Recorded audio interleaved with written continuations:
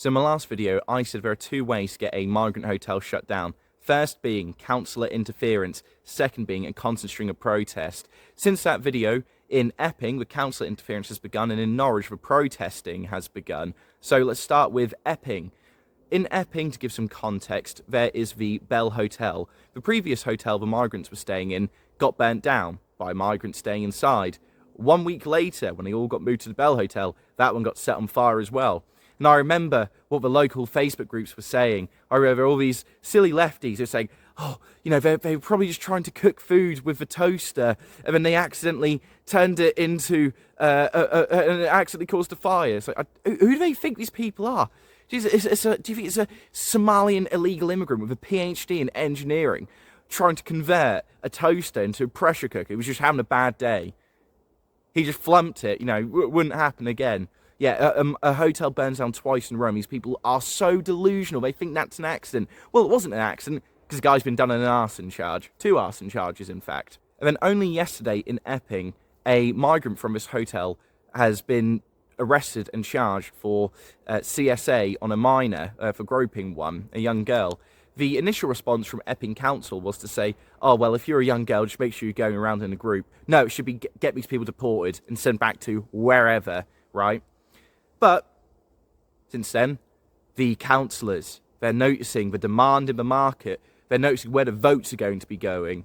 And so what do? They start saying, oh, guys, Councillor Whitbread basically said, I want this hotel shut down immediately, and I'm going to be meeting with the Home Office. Now, thank God he's doing that. Whether it comes to fruition or not, and whether or not the hotel gets shut down is another thing entirely, but we can only hope and we can only dream. I've got a friend in Epping, so I've been there a few times, and yeah, no, the place gets absolutely trashed by migrants. It's not just the CSA, of course. You also look around the area, they just destroy it with litter, disposable plastic styrofoam cups just thrown onto the floor absolutely everywhere. Yeah, it's vile, it's disgusting. These people shouldn't even be in the country to begin with. And moving on to Norwich. So in my last video, of course, I said that you need to have a constant string of protests to basically cause as much financial damage as possible on the taxpayer and as much police resources wasted as possible. If Antifa know you're going to be at the Brook Hotel every weekend, they will try to get people down there every weekend, which means every weekend the police are going to need to be there in good numbers to make sure there's no disturbances or violence, whatever, which we know the left will always cause for the most part.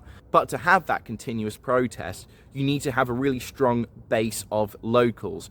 Hopefully, upwards of 100 people who will attend. Because what we saw in Erskine was that if the Rangers and Celtics were playing, people wouldn't turn up because they'd rather watch the footy live.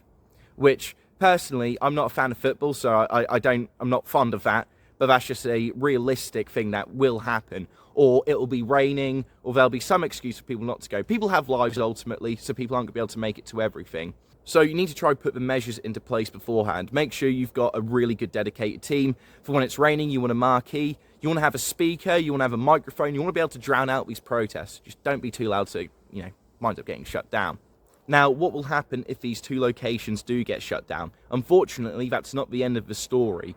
Say, for example, the Brook Hotel in Norwich does get shut down. The migrants will either be scattered to different hotels, or they will open a new migrant hotel. So say, for example, Sprowston Manor gets turned into a migrant hotel. You're then going to need locals from Sprowston and Heartsease and Thorpe, wherever, who are able to turn up and do the same thing, and hopefully the people from Beauthorpe and Cossey as well, to try and undermine the capabilities of Serco and the Home Office to impose these people on us.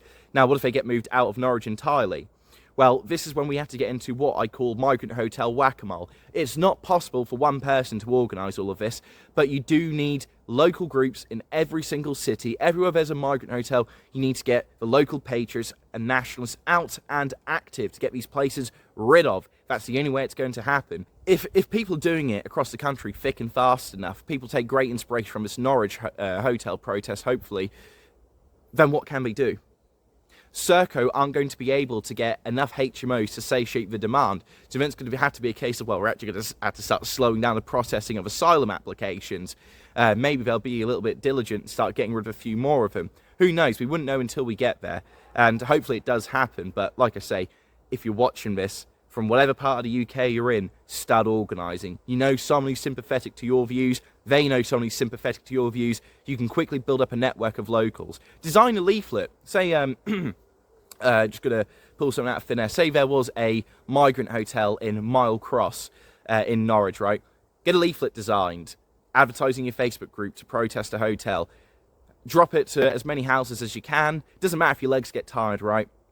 Because you're trying to stop children from being preyed upon. You're trying to stop violent from being in your area, okay? There is no sacrifice that is too high on your behalf. Remember that.